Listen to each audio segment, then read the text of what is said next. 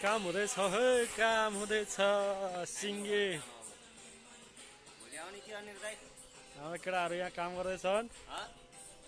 यो पेन्टरमा हाम्रो आवश्यक भाइ,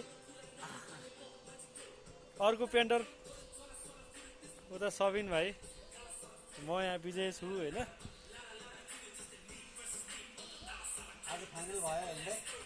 हुँदैछ लगभग अन्तिम चरणमा हो हामी होइन। हामी चिरञ्जीवी भाइको घरमा।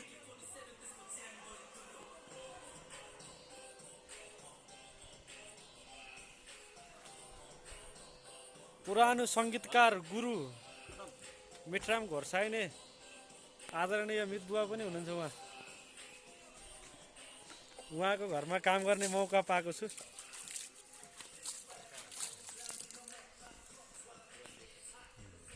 ल मित बुवा हुनुहुन्छ, उहाँ चाहिँ मिठराम घोर्साइनेजी हुनुहुन्छ, मेरो मित बुवा हुनुहुन्छ। पुरानो गायक, एकदम पुरानो गायक हुनुहुन्छ उहाँ।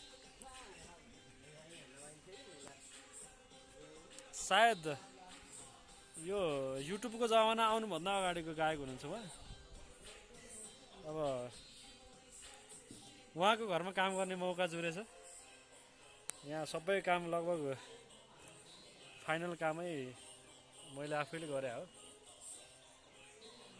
के छ त बुवा, ठिक छ नि? ठिक छ। ल के छ, काम कस्तो लागेको छ तपाईँलाई? राम्रो छ, बाबुले गरे। ठिक छ नि? ठिक छ। ल उहाँले चाहिँ मलाई यहाँ अब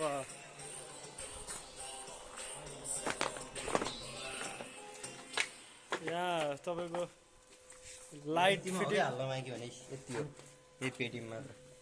पेटी लाइट फिटिङ, अनि त्यहाँबाट गएर कलर, अनि त्यहाँबाट गएर यो रेलिङको काम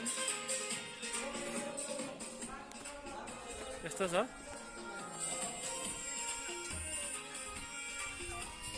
यस्तो हुँदैछ।